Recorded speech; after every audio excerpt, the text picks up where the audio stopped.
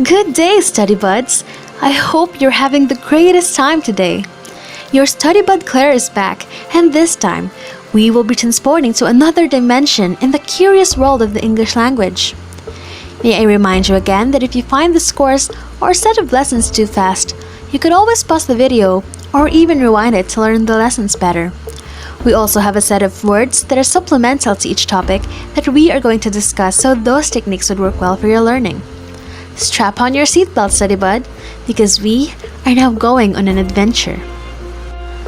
First off, let's talk about the two parts of a sentence, the subject and the predicate. While the subject is the part of a sentence that is being described, the predicate is the part which says something about the subject. The subject part of a sentence has two kinds, the simple subject and the complete subject. The simple subject is the main word in a group of words in the complete subject.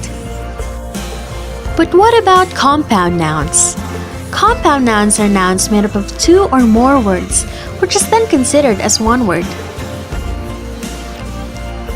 Let's move on to the predicate part of speech, which also has two kinds, the simple predicate and the complete predicate. The simple predicate or the verb is the main word or group of words in a complete predicate. The simple predicate may also consist of more than one word, which can be referred to as a verb phrase. Now, how about we try to look for a subject or subjects in a sentence? Finding it would be much easier if we know how to identify the verb first. The subject can also be found in unusual positions, which may make it confusing to identify. Sentences beginning with there or here is one of them. If there is no verb, the next thing that you will have to do is ask the question who or what. The answer to one of those questions is your verb. Sentences that ask questions is another confusing structure to look for where your subject is.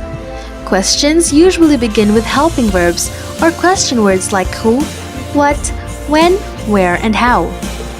The subject follows the helping verbs. Another thing which can help us to identify the subject is by turning a question into a statement. There are also sentences in which the subject is automatically understood, such as in commands and requests. You are considered as the subject in these types of sentences. There are also compound subjects and verb. A sentence can be made up of more than one subject connected to one verb. But it can also be the other way around, having one subject connected to two verbs. Now let's talk about fragments.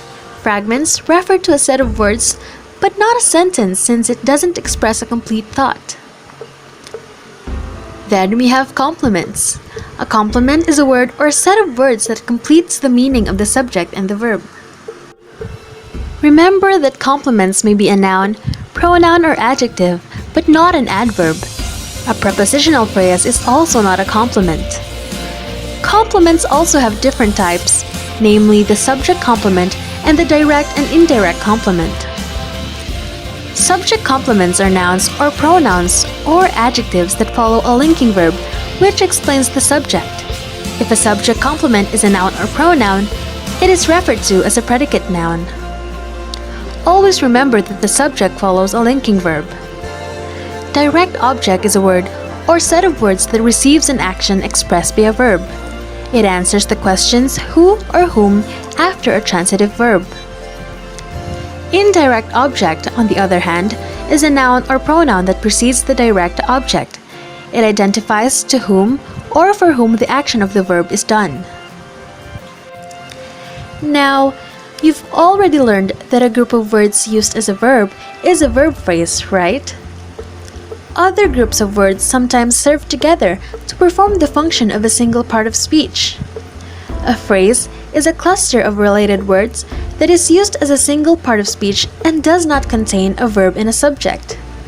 Phrases may be categorized as to use and form. A prepositional phrase is a group of words beginning with a preposition and ending with a noun. These phrases usually do the work of adjectives and adverbs in sentences. An adjective phrase is a prepositional phrase that modifies a noun or a pronoun. while an adverb phrase is a prepositional phrase that modifies a verb, adjective, or another adverb. And in verbal phrases, the participle is a verb form used as an adjective.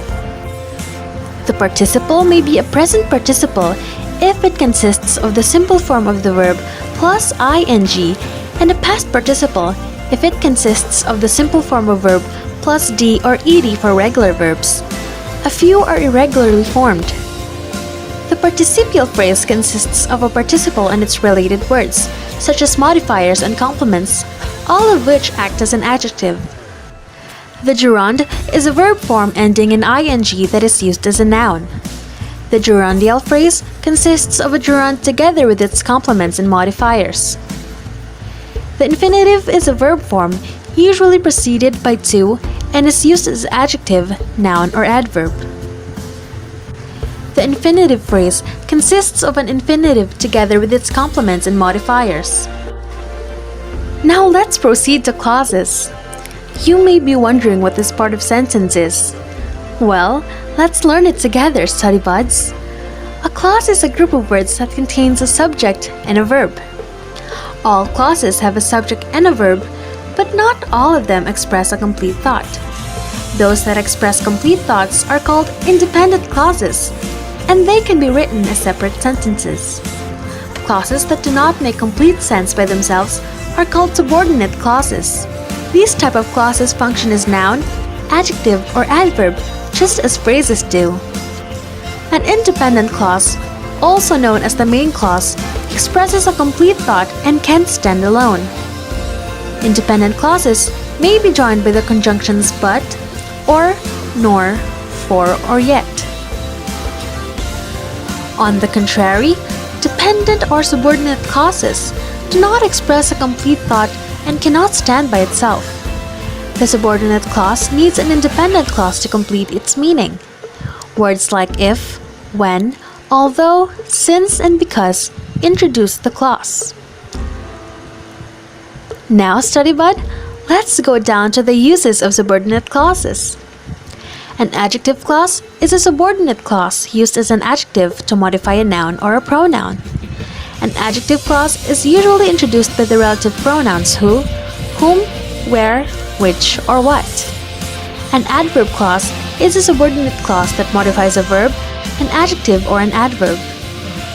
And much like adverbs, adverbial clauses qualify the meaning of the words they modify by telling how, when, where, or under what circumstances.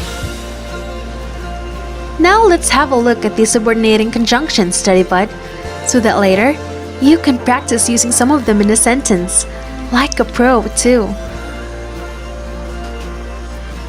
Until, if, after, in order that, when, although, since, as, so that, where, as if, wherever, then, as long as, while, though, because, unless, before. If you are coping well with these topics, Studybuds, then you are now ready to partake in our last venture for the day, the kinds of sentences according to structure. First of which is the simple sentence, which is a sentence containing one independent clause. Next is the compound sentence, which is a sentence composed of two or more independent clauses, but no subordinate clause. Then we have the complex sentence, which is a sentence containing one independent clause and one or more subordinate clauses. And finally, we have the compound complex sentence, which contains two or more independent clauses and one or more subordinate clauses. If you want to apply what you have learned so far from this video, check out the assessment material we have prepared for you on Project UbiTube's Facebook page. See you on our next ventures, Studybuds!